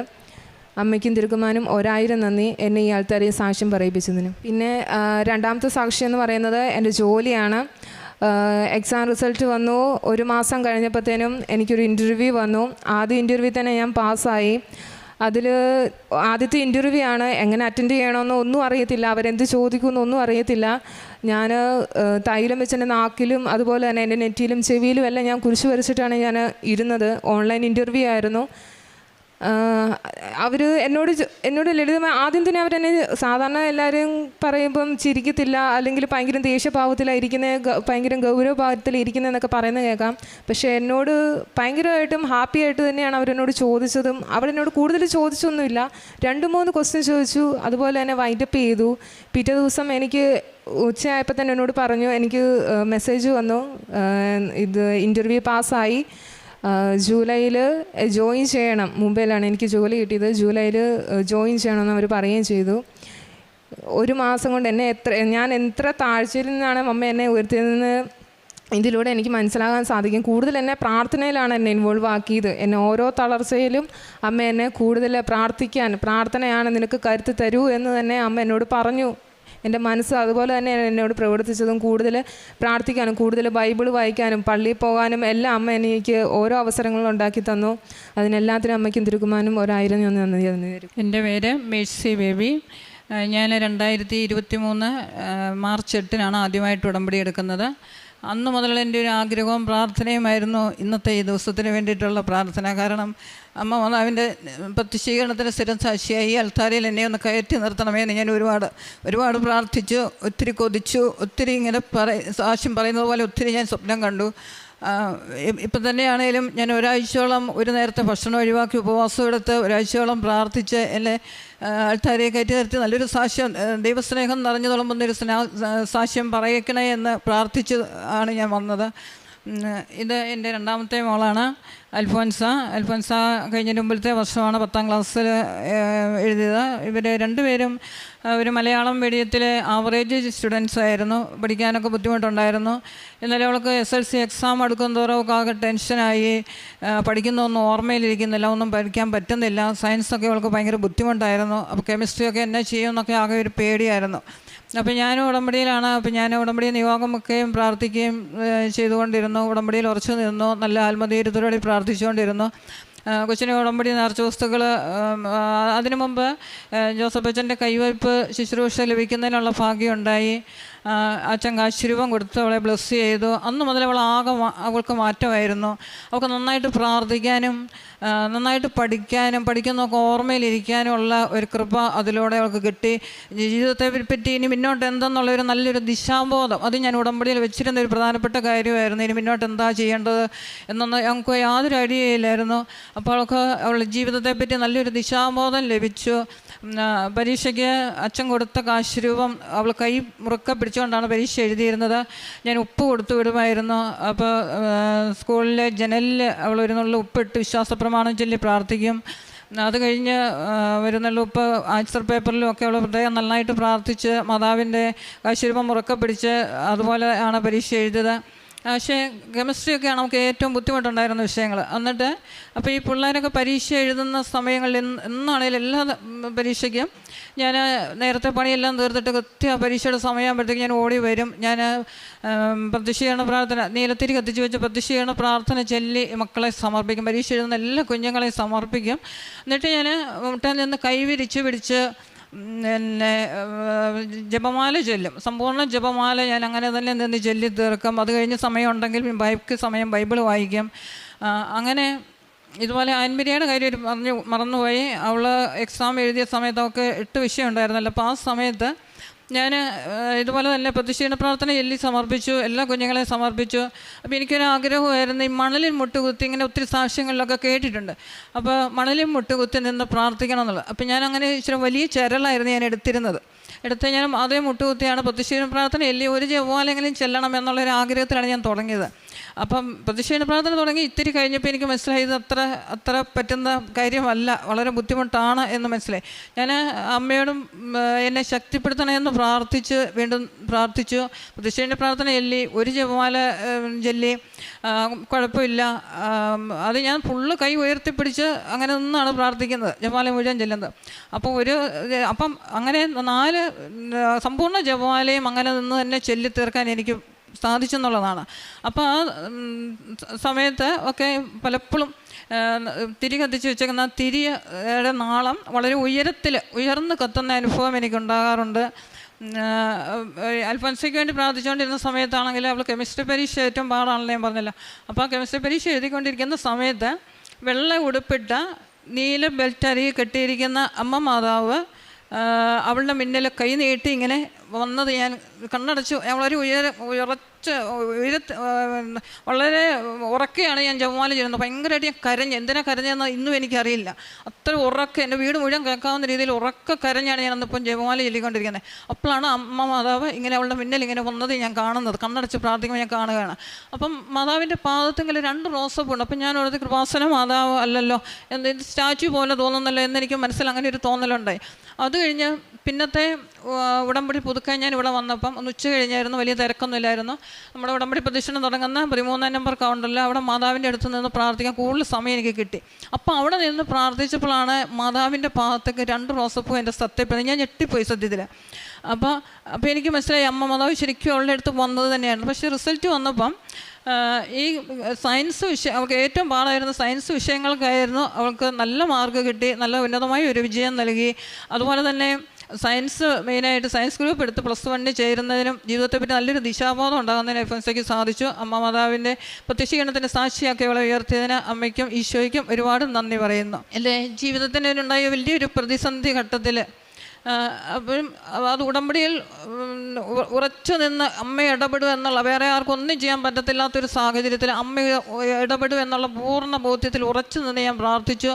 അപ്പോൾ ഞാൻ ഉടമ്പടി പുതുക്കാൻ വന്നപ്പം ഞാൻ അമ്മയോട് പറഞ്ഞു, അമ്മേ ഈ പ്രതിസന്ധിയിൽ അമ്മ ഇടപെടുമെന്നുണ്ടെങ്കിൽ ഇന്ന് എനിക്ക് എടുക്കാൻ കിട്ടണം. ഞാൻ കണ്ണുനീരോടെ പ്രാർത്ഥിച്ചു. അന്ന് ഉച്ച കഴിഞ്ഞായിരുന്നു, ഒത്തിരി തിരക്കൊന്നുമില്ലായിരുന്നു. അപ്പോൾ കുറേശ്ശെ വീതം വരെയാണ് ഞങ്ങൾ ഉടമ്പടി പ്രദക്ഷിണത്തിന് വിട്ടുകൊണ്ടിരുന്നത്. അപ്പം എൻ്റെ മനസ്സിലും എനിക്ക് പൂർണ്ണമായിട്ട് എപ്പോഴും ഇങ്ങനെ തോന്നുന്നില്ലെങ്കിൽ എനിക്ക് അമ്മയെ കിട്ടും, എനിക്ക് നല്ല പൂർണ്ണ ബോധ്യമാണ്. അപ്പോൾ ഞാൻ അവിടെ നിൽക്കുമ്പോൾ ഞാൻ ഓടി, എൻ്റെ ഹസ്ബൻഡ് ഉണ്ടായിരുന്നു, ഹസ്ബൻഡ് ഇവിടെ എവിടെയോ കസേര ഇരിപ്പുണ്ട്. അപ്പോൾ ഞാൻ പെട്ടെന്ന് നോക്കി കണ്ടുപിടിച്ചു. എൻ്റെ തോളിൽ കിടന്ന ബാഗ് എനിക്കൊരു അസൗകര്യം ആകരുത്, അമ്മയെ എടുക്കുമ്പോൾ എനിക്ക് ഫ്രീ ആയിട്ട് നിന്ന് എനിക്ക് നല്ല ഭക്തിയോടെ എനിക്ക് നന്നായിട്ട് നിൽക്കണം, അമ്മയെ അതുപോലെ ബഹുമാനത്തോടെ എടുക്കണം എന്നുള്ള. അപ്പോൾ അതൊരു ബാഗൊക്കെ ഒരു അസൗകര്യം ആകില്ല എന്നോർത്ത് ഞാൻ ഓടിക്കൊണ്ട് ബാഗ് കൊണ്ട് എൻ്റെ ഹസ്ബൻഡിനെ കൊണ്ട് ഏൽപ്പിച്ചു. അപ്പോൾ അത് കഴിഞ്ഞിട്ട് ഞാൻ വന്ന് നിൽക്കുകയാണ്. അത് കഴിഞ്ഞപ്പോഴാണ് സിസ്റ്റർ എനിക്ക് ടോക്കൺ എടുപ്പിച്ചതൊക്കെ. അപ്പോൾ എനിക്ക് ടോക്കൺ കിട്ടി. എനിക്ക് ഉറപ്പാണ്, ഞാൻ അതിന് മുമ്പ് തന്നെ കൂടുതലുണ്ടായിരുന്നോളൂ എനിക്ക് നമ്മെ കിട്ടും എന്ന് പറഞ്ഞു. അപ്പോൾ ടോക്കൺ നോക്കി ഇപ്പം അമ്മ ശരിക്കും വലിയൊരു അനുഭവമായിരുന്നു. ഒത്തിരി സമയമെടുത്താണ് ഈ പ്രദക്ഷിണം വന്നത്. അപ്പം എന്നോട് ബന്ധപ്പെട്ട ഒരുമാതിരി എല്ലാ മനുഷ്യരെയും ഓർത്ത് ഞാൻ ആ സമയം മുഴുവൻ കണ്ണുനീരോടെ ഞാൻ പ്രാർത്ഥിച്ചത്. എല്ലാവരും സമർപ്പിക്കാനും അമ്മയ്ക്ക് സമർപ്പിക്കാനും ഈശോയ്ക്ക് സമർപ്പിക്കാനും സാധിച്ചു. ആ വിഷയത്തിൽ അമ്മയെ ഇടപെട്ടതിൻ്റെ വലിയൊരു അടയാളമായിരുന്നു.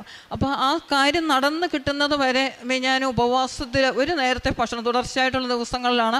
അപ്പോൾ ഞാൻ നടന്ന് കിട്ടുന്നത് വരെ ഞാൻ ഉപവാസത്തിലായിരിക്കും, പ്രാർത്ഥനയിൽ ഉറച്ചു നിൽക്കും, എല്ലാ കാര്യങ്ങളും ഞാൻ നന്നായിട്ട് ചെയ്യും എന്നുള്ള ഒരു വലിയ ബോധ്യത്തിലായിരുന്നു ഞാൻ നിന്നിരുന്നത്. അങ്ങനെ ഓരോ ദിവസങ്ങളും മുന്നോട്ട് പോയി, എൻ്റെ ഉപവാസവും മുന്നോട്ട് പോയി, പ്രാർത്ഥനയിൽ ഉറച്ചു നിന്നു, കണ്ണുനീരോടെ പ്രാർത്ഥിച്ചു. എന്നിട്ട് 44-ാമത്തെ ദിവസം ആ കാര്യം നടന്നു കിട്ടി. അന്ന് എൻ്റെ ഉപവാസം അവസാനിപ്പിച്ചത്. അപ്പോൾ അങ്ങനെ അമ്മയുടെ പ്രത്യക്ഷീകരണത്തിൻ്റെ ഒരു സ്ഥിരം സാക്ഷിയാക്കി അമ്മ ഇടപെട്ടതിനെ, എന്നെ ഉയർത്തിയതിനെ ഓർത്ത് അമ്മയ്ക്ക് ഞാൻ ഈശോയ്ക്കും കൂടി നന്ദി പറയുന്നു.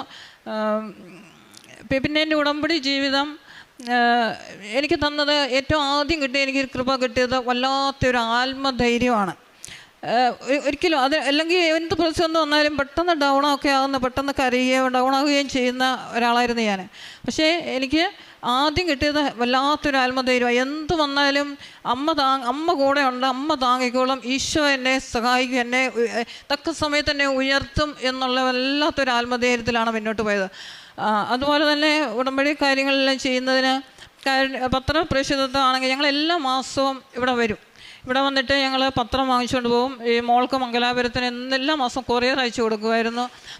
അതുപോലെ തന്നെ ഞങ്ങൾ വരുമ്പോൾ വീട്ടിൽ നിന്ന് വണ്ടിയെ കയറുമ്പോൾ, സ്വന്തം വാഹനത്തിൽ ഞങ്ങൾ വരുന്നത്, വീട്ടിൽ നിന്ന് വണ്ടിയെ കയറുമ്പോൾ മുതൽ ഞങ്ങൾ ജപമാല ചൊല്ലും, സമ്പൂർണ്ണം ജപമാല ചൊല്ലി.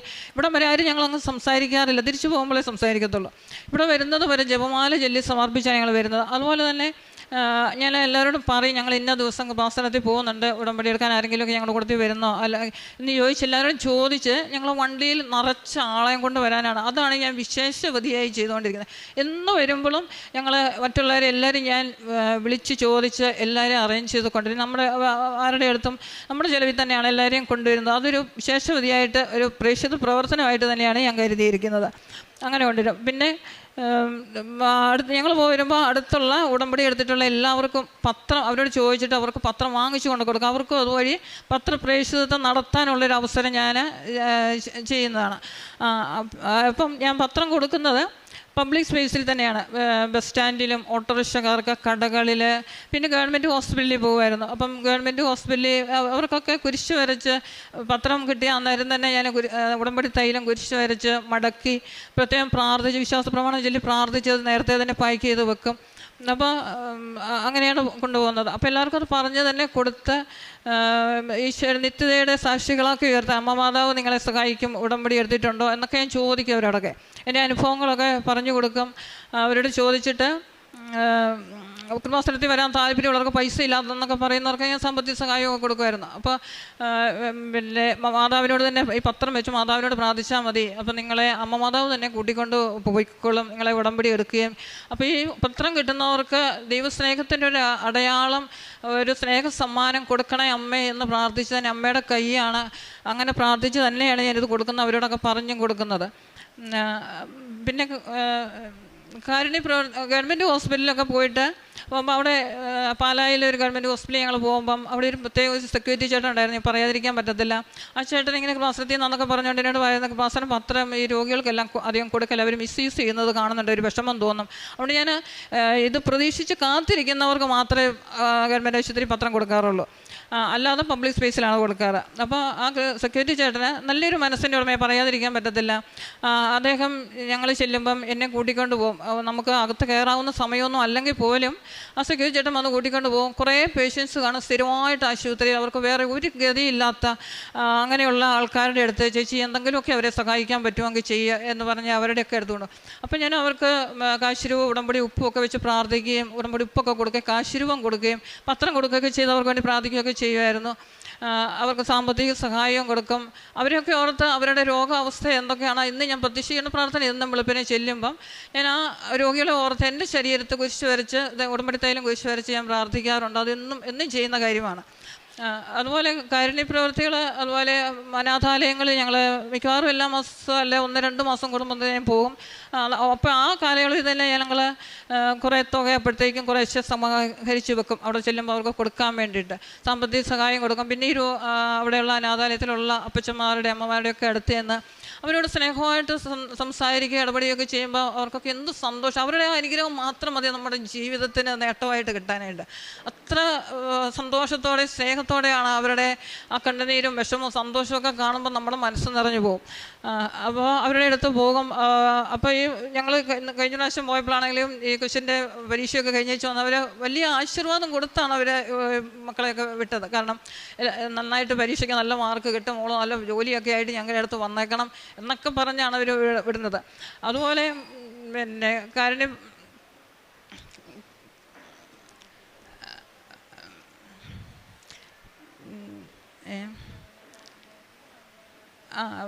ഇങ്ങനെ എല്ലാ മാസവും പത്രം വാങ്ങിക്കുകയും ഞങ്ങളിവിടെ ഉടമ്പടി ധ്യാനം ഞാൻ ലൈവായിട്ട് തന്നെ കൂടും. എന്താണെന്ന് വെച്ചാൽ ഞാൻ നോട്ട് എഴുതി, ഡയറിയിൽ നോട്ട് എഴുതിയാണ് ഞാൻ കൂടുന്നത്.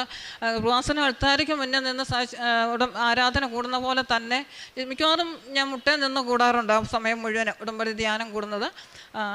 അതുപോലെ അത് എനിക്ക് എൻ്റെ അന്നേരത്തെ എന്താണോ വിഷയം അതിനുള്ള മറുപടി ഉടമ്പടി ധ്യാനത്തിലും ഡെയിലി ബ്രെഡിൽ എനിക്ക് എന്താണേലും കിട്ടിയിരിക്കും.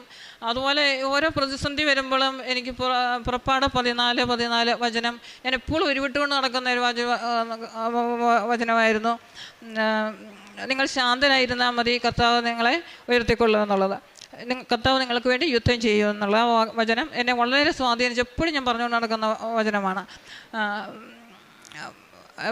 എന്നും 4:30 ആകുമ്പോൾ ഞങ്ങൾ എഴുന്നേറ്റ് പിന്നെ വെളുപ്പിനെ തന്നെ മുട്ടയിൽ നിന്ന് കൈവിരിച്ച് പിടിച്ച് ജപമാല ചൊല്ലും. അത് കഴിഞ്ഞ് കൃത്യം 5:30 പ്രത്യക്ഷീകരണ പ്രാർത്ഥനയിലും അത് കഴിഞ്ഞ് ഡെയിലി ബ്രെഡ് ഇത്തിരി വചനവും കൂടെ വായിച്ചിട്ടാണ് ഞങ്ങൾ എല്ലാ ദിവസവും കുടുംബസമേതം വിശുദ്ധ കുർബാനയിൽ പങ്കെടുക്കാൻ പോകുന്നുണ്ട്. വിശുദ്ധ കുർബാന എന്ന് പറഞ്ഞാൽ നേരത്തെയൊക്കെ ധ്യാനങ്ങളൊക്കെ കൂട്ടിയിട്ടെന്ന് പറഞ്ഞാലും ഇന്ന് വിശുദ്ധ കുർബാന എന്നുള്ളത് വളരെ അനുഭവവേദ്യമാണ്. അപ്പോൾ പ്രധാനപ്പെട്ട സമയങ്ങളിലൊക്കെ ശരിക്കും കണ്ണുനീരോടെ ആ അരൂപിയിൽ നിറഞ്ഞ അഭിഷേകത്തെ നിറഞ്ഞ് വിശുദ്ധ ബലി അർപ്പിക്കാനായിട്ട് സാധിക്കുന്നുണ്ട് ഇന്ന്. അതുപോലെ ഉടമ്പടി പ്രാർത്ഥനയും അതുപോലെ എല്ലാ കാര്യങ്ങളും കൃത്യമായിട്ട് ചെയ്യാനായിട്ട് വളരെ ശ്രദ്ധിക്കുന്നു. ഈ അനുഗ്രഹങ്ങളൊക്കെ തന്ന ഈ അൾത്താരയിൽ ഞങ്ങളെ കൈപിടിച്ച് ഉയർത്തിയ അമ്മ മാതാവിനും ഈശോയ്ക്കും 1000 നന്ദി പറഞ്ഞുകൊണ്ട് എൻ്റെ സാക്ഷ്യം അവസാനിപ്പിക്കുന്നു. ഏഷ്യ പ്രവാചകൻ്റെ പുസ്തകം 41 അധ്യായം 10 തിരുവചനം. ഭയപ്പെടേണ്ട, ഞാൻ നിന്നോട് കൂടെയുണ്ട്. സംഭ്രമിക്കേണ്ട, ഞാനാണ് നിൻ്റെ ദൈവം. ഞാൻ നിന്നെ ശക്തിപ്പെടുത്തുകയും സഹായിക്കുകയും ചെയ്യും. എൻ്റെ വിജയകരമായ വലത്തുകൈ കൊണ്ട് നിന്നെ ഞാൻ താങ്ങി നിലനിർത്തും. ആൻമരിയ എന്ന മകളുടെ സാക്ഷ്യമാണ് നാം ആദ്യം കേട്ടത്. BSc നഴ്സസിനെ ഉടമ്പടി ചെയ്ത് ജീവിക്കാൻ സാധിക്കുമെന്ന് ആൻമരിയ തന്നെ തൻ്റെ ജീവിതത്തിലൂടെ തെളിയിക്കുകയായിരുന്നു.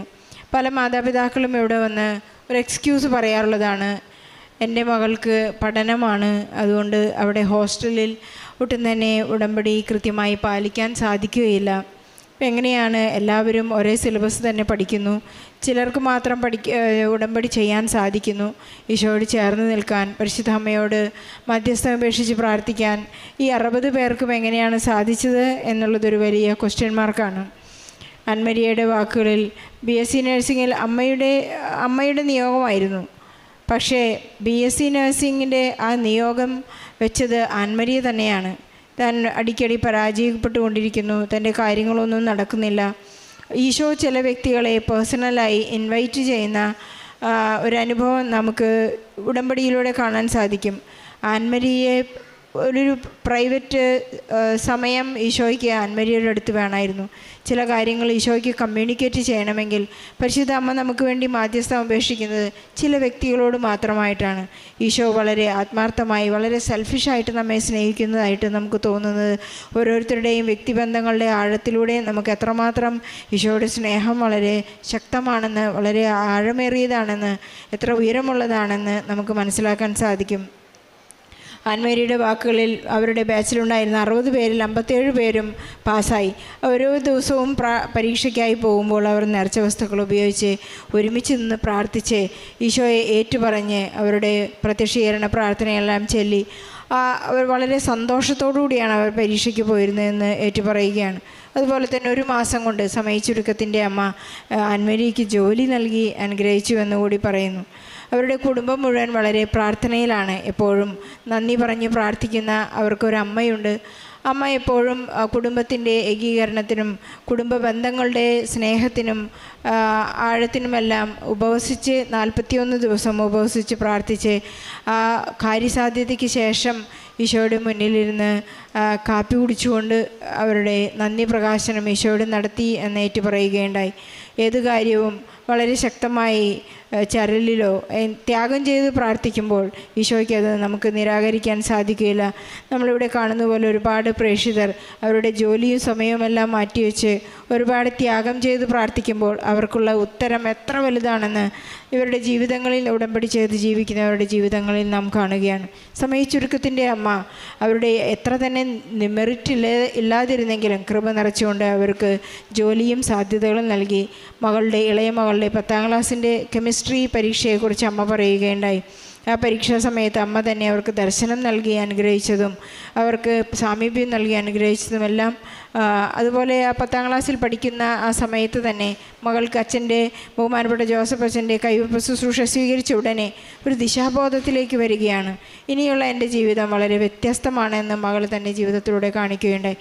അങ്ങനെ ഉടമ്പടി ചെയ്തവരും ഉടമ്പടി പ്രാർത്ഥന നിബന്ധനകൾ പാലിക്കുന്നവരും കുടുംബത്തോട് ചേർന്ന് നിൽക്കുന്നവർക്കുമെല്ലാം അമ്മ വാരിക്കോരി ഈശോയിൽ നിന്ന് അനുഗ്രഹങ്ങളും കൃപകളും നൽകുന്നതായി കാണാം. ഈ കുടുംബത്തിന് ലഭിച്ച എല്ലാ അനുഗ്രഹങ്ങൾക്കും ഈശോയ്ക്കും പരിശുദ്ധ അമ്മയ്ക്കും നന്ദി പറഞ്ഞുകൊണ്ട്